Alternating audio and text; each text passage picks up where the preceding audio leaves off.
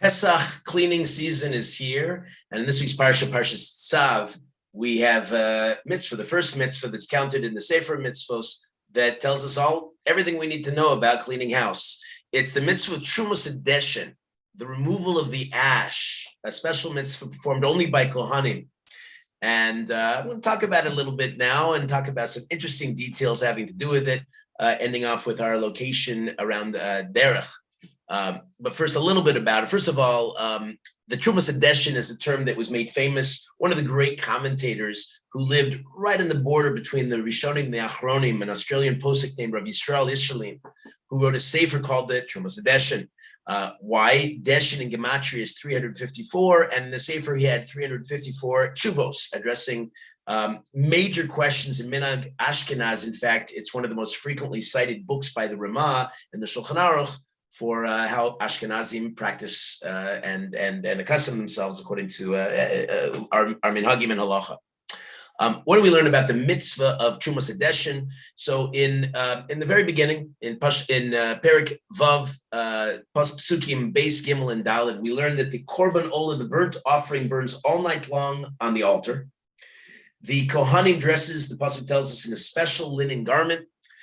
Takes up the ashes to which the fire has reduced the burnt offering. He takes them on the altar, places them besides the altar. He then changes clothes into special clothes, subject of some discussion. He carries the ashes outside the camp to what's called, in the pasuk at least, a clean place. This mitzvah is counted as mitzvah 131. It's a mitzvah aseh. The Sefer Chinuch instructs us, tells us that it's a mitzvah done daily, only by Kohanim. There's a machlokus if a non-Kohen would deign to do it, if he's chayav misa b'dei shamayim, a death sentence from heaven. There's also an argument whether a Baal Mum, somebody who's a blemished Kohen, is able to do it. It's only done when the Beis Hamikdash stands, and it usually took place by Alos HaShachar, first thing in the morning. That's significant. Pay attention to that detail. He does wear these special garments initially, and he then has to change them into, it's a subject of some discussion, but clothes that are of an inferior make. It's like the Gemara in Shabbos that gives a metaphor that he's not to mix the cup for his master with his clothes, that he cooked the same food for the same master. Meaning there's different ways of doing service, and when we're doing something that involves a little schmutz work, we dress down a little bit. That was the Kohen's cue. Now, he has to sanctify his hands and feet. He takes a silver shovel. He ascends the altar. There's actually a very specific set of rituals that are involved in the removal of the ash. He goes up to a mound that's called a tapuach, like an apple. He collects pure ash into the shovel. He returns. He takes a certain minimal amount, a komitz, it's what's called 3 etzbaos of a Kohen, and he takes it outside the camp to a place called the Beis Hadeshin, some repository, some place where he dumped the deshin, but then it wasn't inglorious because by miracle, the Gemara in Yuma, much of this is written up in the Gemara in Yuma, it was absorbed into the ground so that there was no remnant, at least nothing visible. Initially, it was determined that any Kohen could do it, whoever got there first.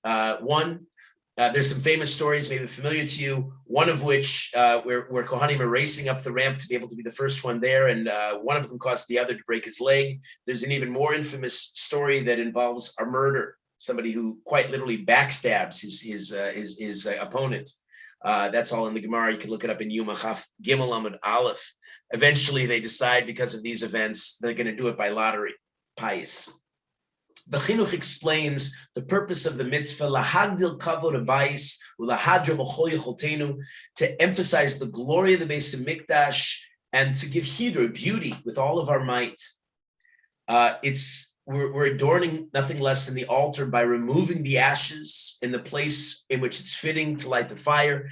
There's a second advantage as well, is that once the ashes are removed, the fire burns more cleanly, and when there's no ash underneath it. The symbolism of the ash, and you can make a lot of this, I'm only going to make a short comment, you could probably make more if you want to say this around the Shabbos table, is that it reminds the nation of the importance of consistency. Every day, including Yom Kippur and the holidays, the Kohen went and removed the ash. So there's a sense that we're constantly renewing our avoda. There's a sense that we're removing the debris of the previous day, this house cleaning metaphor.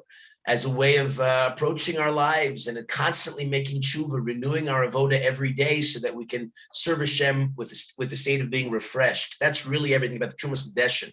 Last point, we'll conclude with this. Where's this base Hadeshin? Anybody want to know? Ask a tour guide. Well, Rishonim talk about, we have, for example, the Kafta Vaferach, who describes that we have traditions, perhaps in the north of the city, the east of the city, north of the city. Well, that would be, hey, anybody heard of a yeshiva called Or Sameach? Well, we have two possible Masoras, possible. The Rebbe of the Shomri Amunim, one of the Shomri Amunim Rebbes, says that he holds there's a Masora that the Trumas Hadeshin was located in the Bate Ungarian, and hey, what a coincidence, terrific. It's right where the Shomri Amunim happened to be. That's the area we associate with around a little bit further away from us by the Mir Yeshiva. Another tradition, and this one maybe is a little more compelling, is that it's a few 100 meters closer to Derech in the area of Beis Yisrael, in which actually we have this description in a book about Rav Yosef Chaim Sonnenfeld, Ish Alachoma, in which in 1855 they discovered a very strange kind of a soil. It's described as red and oily. It was first assumed that maybe it was part of a swampland, but it was too unusual. They did a lab analysis back in Germany. Rav Shimshon Raphael Hirsch was consulted, and they revealed actual animal bone fragments. Well, how does this sting with the Gemara that tells us that the Trumas Hadeshin disappeared into the ground? It may have disappeared from visible sight, didn't mean that it didn't mix with the natural soil. So it's entirely possible that this mitzvah that teaches us symbolically how to start our lives every day renewed and refreshed may actually be right outside the doors, that taught us how to learn Torah with great daily rigor and constant focus on tshuva, and always starting our lives and our days with that sense of excitement and enthusiasm. Have a wonderful Shabbos.